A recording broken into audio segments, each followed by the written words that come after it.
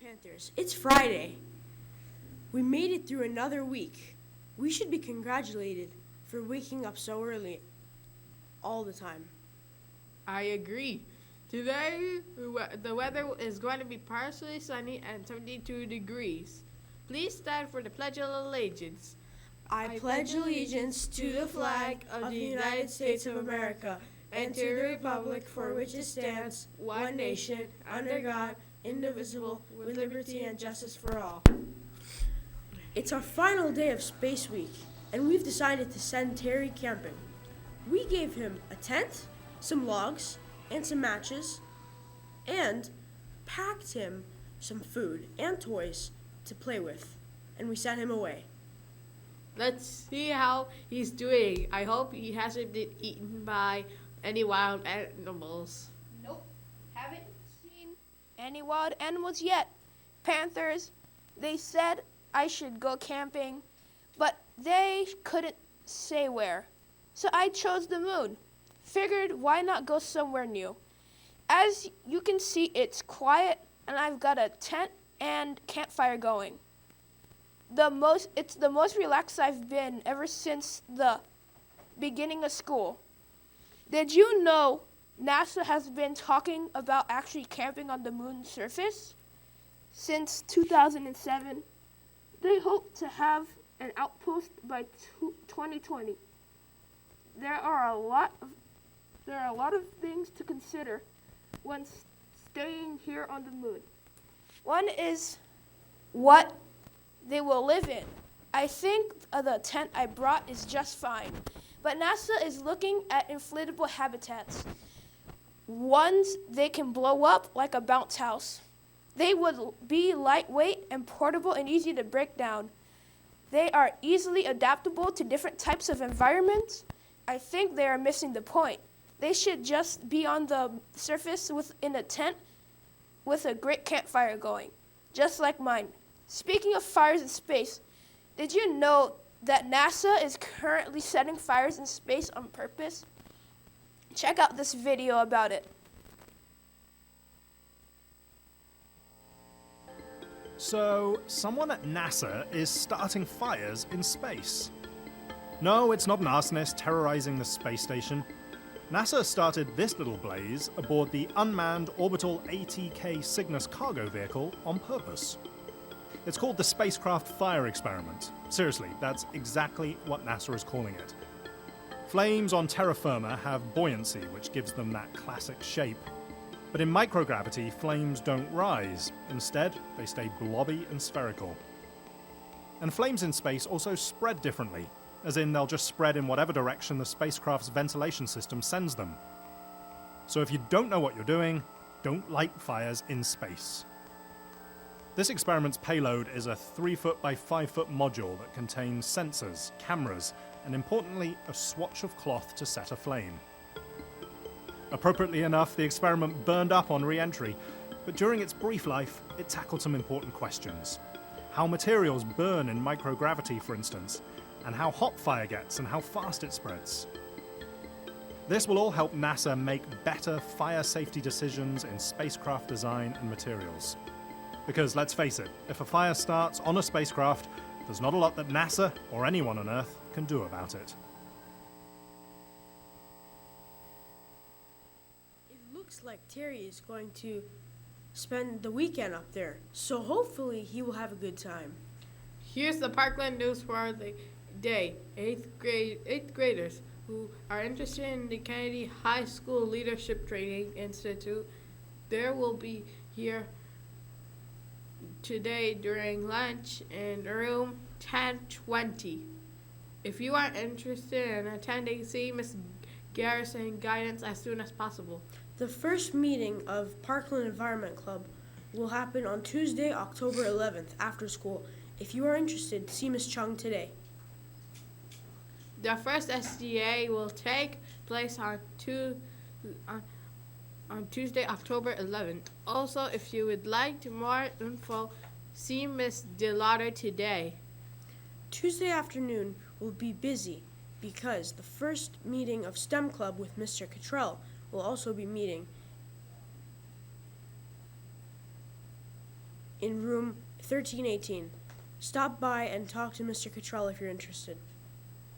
If you are interested in joining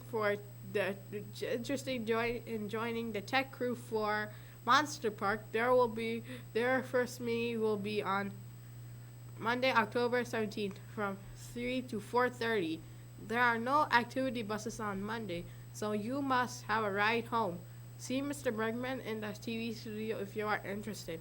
Now let's head back up to Terry on the Moon. I decided to get a little exercise while I was up here camping. So I brought my bat and softball, but I hit the ball and it hasn't come back down yet. Oh well, speaking of softball, both Parkland teams fought hard, close games on Wednesday, but couldn't squeak out the win. We were able to cover the girls' game, and it was a barn burner at Rosa Parks with a final score of 20-17. The offense was led by clutch hitting from Thea Nicholson, who hit for the cycle, Kayla Wims, and Sabrina Lennett. All three demonstrated smart base running, scoring 10 runs. The defense stood tall with Cielo Carlos Alvarez and Camille Berman pitching strikes all day. Maria Youssef made a series of important defensive stops, sacrificing her body to keep balls in the infield. Lanaya Jex played a huge role at first base, making catch after catch. Maddie Flores also helped clean up some throws with great backup at first base. Mudia Ighail stepped up to fill in for a missing player, playing stonewall catcher and outfield while also proving RBIs and a run herself. Credit goes to Hannah Wilson as well, as she perfectly coached third base, allowing the girls to score 17 runs. The girls played a unit and feel very confident going into their next home game against our crosstown rival, Loiterman. Now it's Friday, which means it's time for a new Fitbits with Mr. Rodriguez.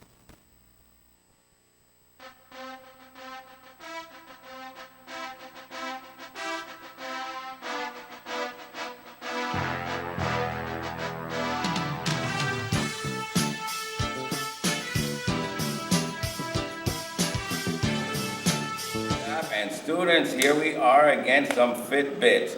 I'm still going to work on the crossover machine because you can do so many things. And the first thing I want to go is the crossover machine does have a chart which shows all the different types of exercises that you can do for your chest, back, shoulders, and so on. Usually the bottom one, which is for legs, we're not using that because that's very specific and you have to be careful on that. But all of these are here for you to do, and as you could know, as we went through it, you know how to move the machine so that you can adjust. Right now I have it on 10 so that it gives me a level, and I have both sides. For those people that want to practice on their running, as you know, when we're running, one arm is forward, the opposite leg is forward, and one arm is back. So if you want to practice on your run and your strength, one thing is you pull and you run, lifting the leg, keeping your balance on one leg and back.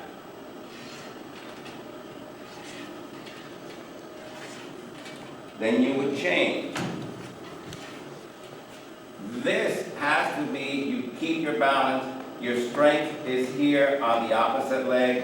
You have to bring the knee up, and this arm is actually pulling as this one goes forward, and this starts helping you on that stride that you need for your run. For runners, it is excellent to do.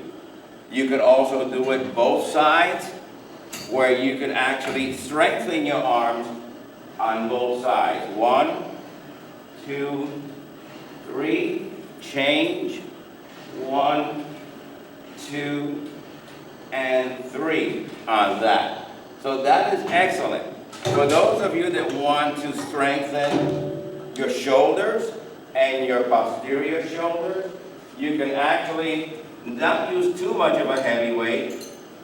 You bring the weight across your chest and you pull and you look towards the arm. That is working every part of your shoulder.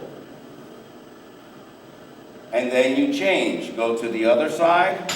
I'll just change so you can see the rear part. Here. Here. Very slow, very easily, because you want the muscle to work. You don't want to go heavy. Heavy weights is for bodybuilding. You're not at the age for bodybuilding. High repetitions with low weight makes the muscle tight and more fiber, which means that you get in better shape. You don't need to look big. You just want to look good and healthy. So for next time, thank you for watching. Wish these students a happy birthday.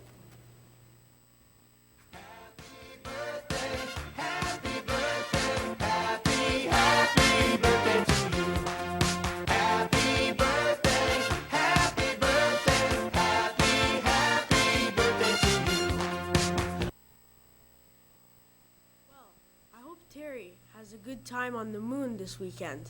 That's all for today, Panthers. Don't forget, the next week is a 4-day week too. That's right, you get Wednesday off. A nice midweek break. Have a great day. Have a great weekend, and we'll see you tomorrow on Monday. Bye. Hey.